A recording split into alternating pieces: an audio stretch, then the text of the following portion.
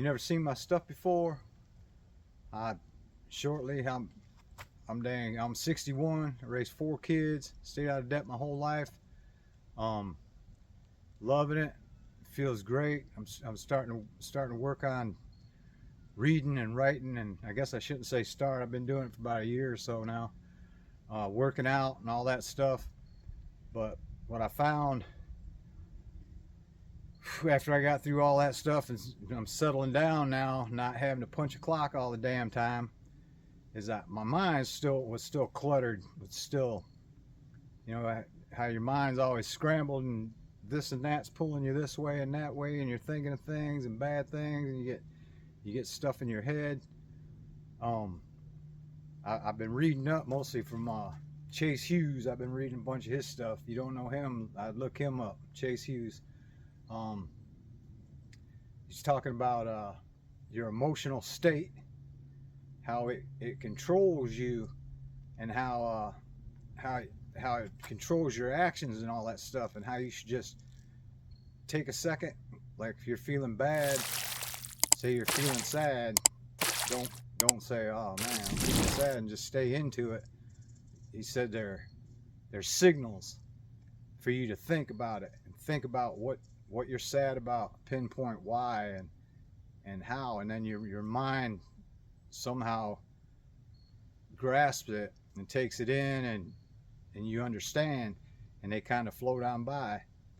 Now, the biggest thing that took stuff off my head was debt and stuff. All that debt bothered the hell out of you now, because you always on your mind, how am I going to do this, how am I going to do that? But what really cleared my head was everything I do, I ask myself, is this better than me? Is it making me worse? Is this just bull? Should I be taking this in, you know, a crappy conversation or a screwed up movie?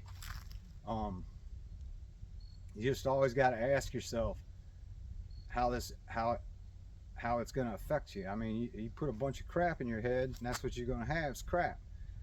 So just ask yourself, when you get sad, ask yourself, you know, and say, don't say I'm sad, say I'm feeling sad. That way, it's telling your mind that it's telling your mind that it's not you. You're just going through it, and you're not always going to be like that. So it kind of fades away, kind of like a bad memory. Instead of holding it back all the time, which I used to do, I get bad memories in my head, and it's really helping, because I've been doing this for a little while. Because you get a bad memory in your head, if you just think about it and what it was and what it did and what you can do about it, which is nothing, and let it float on by. I'm telling you, my mind has been so much clearer since I've started asking myself, you know, about your feelings. Like he said, but your feelings are signals. They're not. If you jump right out and say somebody makes you mad, and you jump right out and start lashing out at it, you're usually going to regret the shit.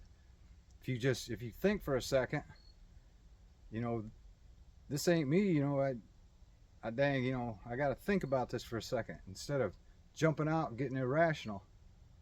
I don't know. I hope this helps you out. Like I say, there's a stay out of debt. That really helps. Just you be a better person. You take care of yourself, man. Work out, read, all that stuff, boy. It's just helping me so much, boy. I just was so blind all these years of working all the overtime I could, and I don't know, but it felt like I pissed a bunch of it away. But I guess waking up at 58 to 61 or whatever, it's better than not waking up at all, because I'm sure a lot of people go through their whole damn lives and don't see that shit. I got that ebook down below, how to create an ebook. It's basic, simple, it's free. Check that out. Get something going in your life, man, because man, we wasn't created here just to exist, bo. Make something. Get ahead of something. I mean, if you're working every damn day, find time to build something. Make something for yourself instead of making and building for somebody else all damn week. At least put a little bit of time in yourself. So when you do get laid off, or not laid off, but when you do retire, your ass has got something to do, and the more incomes you get, that's more bubblegum money, boy. Anyhow, like, share, subscribe, don't, whatever. I mean, I ain't trying to make a gazillion dollars of this stuff. I ain't even trying to make nothing. I think it's helping me too, making these videos.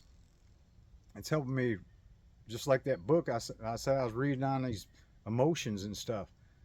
It kind of puts it in my head a little further, you know. I don't know.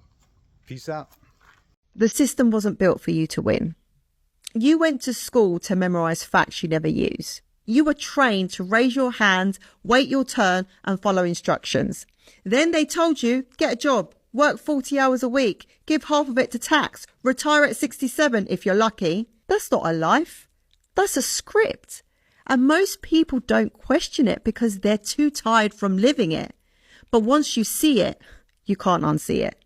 That's when you realize freedom was never going to be handed to you. You have to build it.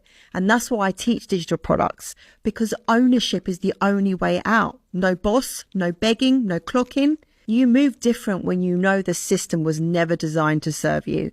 It was designed to use you. Break the script or stay stuck in it.